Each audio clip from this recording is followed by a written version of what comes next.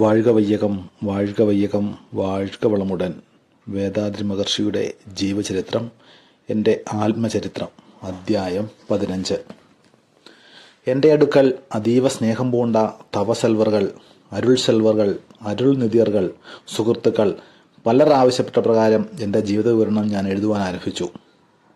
14/8/1911 തിങ്കളാഴ്ച രാവിലെ 4:45 മണിക്ക് എൻ്റെ ഭൗതിക ശരീരം ജന്മമെടുത്തു. അന്നു മുതൽ ഇന്നുവരെ പ്രകൃതി നിയമങ്ങളാലും സാമൂഹ്യ സന്ദർഭങ്ങളാലും എൻ്റെ ജീവിതത്തിൽ സംഭവിച്ച ചില മുഖ്യക്കുറിപ്പുകളെ ഞാൻ വിശദീകരിച്ചു കഴിഞ്ഞു. കൂടാതെ അപ്പോൾ എൻ്റെ ചിന്തകൾ, പ്രയത്നം ഇവ കൊണ്ട് ഞാൻ ചെയ്ത ചില പ്രത്യേക പ്രവർത്തികളെയും വിശദീകരിച്ചിട്ടുണ്ട്. 1969 ആണ്ട് തുടങ്ങിയ എൻ്റെ ജീവിതക്കുറിപ്പുകൾ 1970 ഡിസംബർ മാസം വരെ 15 അധ്യായങ്ങളായി പുറത്തു വന്നു. ഇപ്പോൾ എനിക്ക് 60 വയസ്സാകുന്നു. 14/8/1971 രാവിലെ 6:45 മണിക്ക് 60 വയസ്സ് തികയും. എല്ലാമായ അഖണ്ഡ പരമ്പൊരുൾ തന്നെ പരിണാമ പ്രവൃത്തിയാൽ വിശ്വവിശാല മണ്ഡലമായ നക്ഷത്രങ്ങൾ, സൂര്യൻ, ഗ്രഹങ്ങൾ, ലോകം ഇവകളായി പല കോടി ജീവനുമായി പ്രവർത്തിച്ചു കൊണ്ടിരിക്കുന്നു. ഈ സത്യങ്ങൾ ബോധ്യപ്പെട്ട് ജീവിക്കാനുള്ളതിന്മേലുള്ള അറിവാണ് അതീതാവസ്ഥ അറിവ്. ഈ അറിവ് മനുഷ്യനിൽ ശ്രേഷ്ഠമായി പ്രവർത്തിക്കുന്നു. പരിണാമ വളർച്ചയിൽ ഉണർവ് നിലനേടിയ ശ്രേഷ്ഠതയാണ് ജീവൻ. ശരീരം വഴി സുഖദുഃഖ അനുഭവങ്ങൾ ഉണ്ടാകുന്നതിനാൽ അതിനിടയിൽ തന്നെ ദുഃഖപ്പെടുത്തിക്കൊണ്ട് വിശപ്പടക്കാനും സംരക്ഷണത്തിനായും തൻ്റെ ശക്തിയെ ഉപയോഗിച്ച് എല്ലാ ജീവനുകളും ജീവിച്ചു വരുന്നു.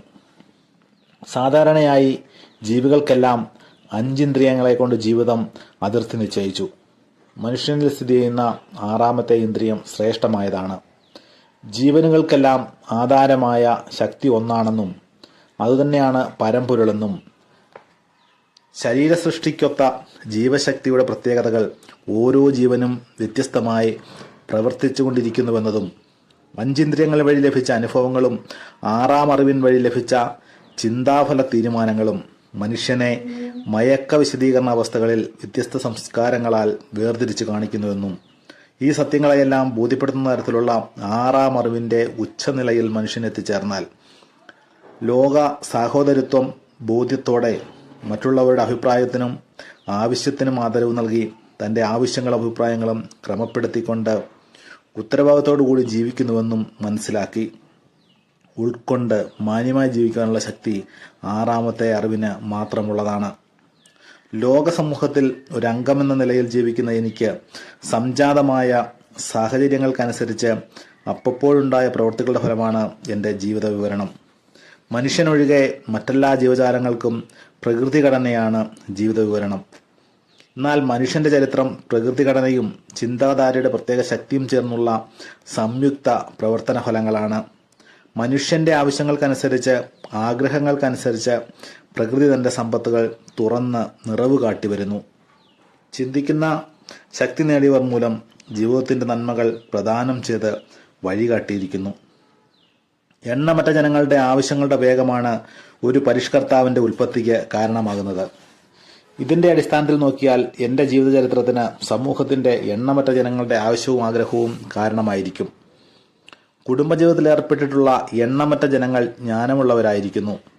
അവർക്കനുയോജ്യമായ ലളിതമായ മുറകൾ ഞാൻ അവർക്ക് പരിശീലനം നൽകി വരുന്നു. എല്ലാ ജനങ്ങളും സമൂഹം കാരണമായാണ് സൃഷ്ടിക്കപ്പെടുന്നത്. സമൂഹത്തിന് വേണ്ടി തന്നെ സേവനം ചെയ്ത് ജീവിച്ചു വരുന്നു. സമൂഹത്തിൻ്റെ നിഴലിൽ തന്നെ അവസാനിക്കുകയും ചെയ്യുന്നു.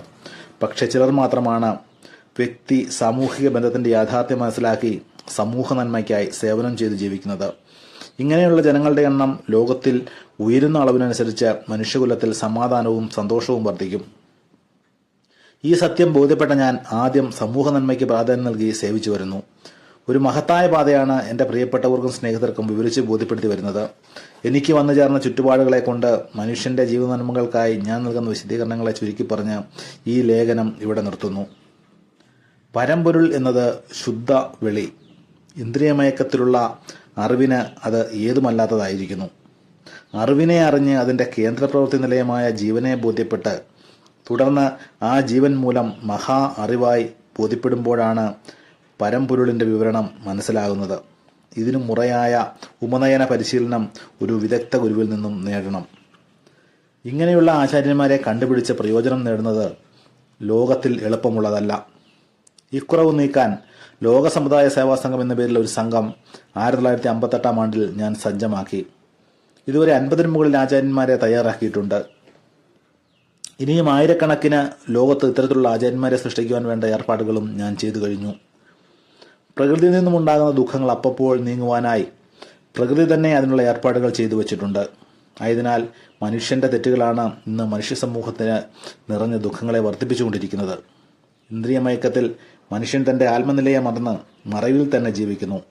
ആ മറവി നിലയിലാണ് അത്യാഗ്രഹം, കോപം, പിശുക്ക്, അസന്മാർഗ ലൈംഗികാസക്തി, ആധിപത്യ അപകർഷതാ മനോഭാവം, പ്രതികാരം ഇവകളായി മനസ്സ് പ്രതിഫലിക്കുന്നത്. ഈ അവസ്ഥയിൽ ഉയരുന്ന ചിന്തകൾ, വാക്കുകൾ, പ്രവൃത്തികൾ എന്നിവയാണ് തനിക്കും മറ്റുള്ളവർക്കും ദുഃഖമുളവാക്കിക്കുന്നത്. അന്തർമുഖ പരിശീലനത്തിനാൽ ആത്മ നേടുന്നതിനാൽ ഉണർന്ന നിലയിലേക്ക് മനുഷ്യൻ ഉയരുന്നു. അനുഭൂതിയിലേർപ്പെടാതെ ആവശ്യങ്ങളെ, പരിചയങ്ങളെ, സന്ദർഭങ്ങളെ നിയന്ത്രിച്ചുകൊണ്ട് വിവേകത്തോടുകൂടി ജീവിക്കുന്നു. ആകയാൽ പ്രായപൂർത്തിയായ ആണും പെണ്ണും അന്തർമുഖ പരിശീലനത്താൽ ആത്മാനുഭൂതി നേടിയേ ജീവിക്കാൻ പാടുള്ളൂ. അതുവഴി മാത്രമേ ലോകത്തിൽ ദുഃഖങ്ങൾ കുറയുകയും ശാന്തി ഉണ്ടാവുകയുമുള്ളൂ. മയക്കനിലയിൽ വികാരഭരിതരായ മനുഷ്യർക്ക് ജനിക്കുന്ന കുട്ടികൾ വികാരനില പിണ്ഡങ്ങളായി തന്നെ വളരുന്നു, ജീവിക്കുന്നു. സമൂഹം പുനഃസംഘടിപ്പിക്കപ്പെടണമെങ്കിൽ വിവാഹത്തിനു മുമ്പേ പുരുഷനും സ്ത്രീയും ധ്യാന പരിശീലനം മൂലം ആത്മാനുഭൂതി നേടി ജീവിക്കണം. തത്വവിശദീകരണത്താൽ ജീവിത വ്യക്തത ഉണ്ടാകണം. മനുഷ്യരെ ഓരോരുത്തരായും സംഘമായും പിരിച്ച് പക വളർത്തുന്നത് 2 തരം രേഖകളാണ്. ഒന്ന് വിളയുന്ന നിലത്തിന്മേൽ അതിരുകൾ തീർത്ത രേഖകൾ. മറ്റൊന്ന് രാജ്യം, സംസ്ഥാനം, ജില്ല, ഗ്രാമം എന്ന ലോകത്തിന്റെ മുകളിൽ വരച്ചിട്ടുള്ള രേഖകൾ. എനിക്ക് അല്ലെങ്കിൽ ഞങ്ങൾക്ക് സ്വന്തമാണെന്ന വ്യക്തികളോ അല്ലെങ്കിൽ ഒരു സംഘമോ ഭൂമിയെ സ്വന്തം കൊള്ളുന്ന ഉടമ്പടി ഉള്ളത് വരെ മനുഷ്യരുടെ പക്കൽ ശാന്തിയും സമാധാനവും ഉണ്ടാവുകയില്ല. ലോകത്തിൽ വിദ്വേഷം, യുദ്ധം ഇവകൾ ഉണ്ടായിക്കൊണ്ടേയിരിക്കും. ഈ രേഖകൾ ഭരണസംബന്ധമായ അതിരുകളായി മാത്രമേ ഉപയോഗിക്കാൻ പാടുള്ളൂ, അല്ലാതെ ആകാശ അതിരുകളായി നിലനിൽക്കുവാൻ പാടില്ല. ആത്മാവബോധവും ഏകലോക ഭരണവും ഈ അതിരുരേഖകളെ ഇല്ലാതാക്കി ഭരണകൂട അതിരുകളായി പുതുതായി നിർമ്മിക്കും.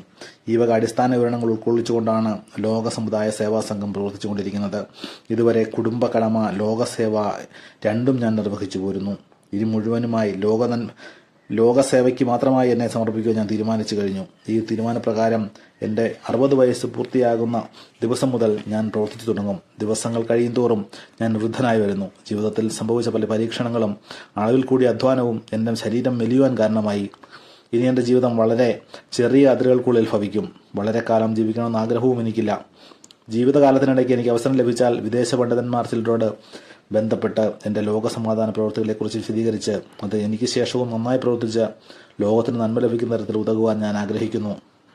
ഇനി എൻ്റെ ശബ്ദവും എഴുത്തും അഭിപ്രായങ്ങളും എൻ്റെ ജീവിതചരിത്രമായി ഭവിക്കുമെന്ന് രേഖപ്പെടുത്തി ഇതോടെ എൻ്റെ ജീവിതചരിത്രം എന്ന ലേഖനം പൂർത്തീകരിക്കുന്നു. വാഴ്ക വളമുടൻ, വാഴ്ക വയ്യകം. വേദാതിരി.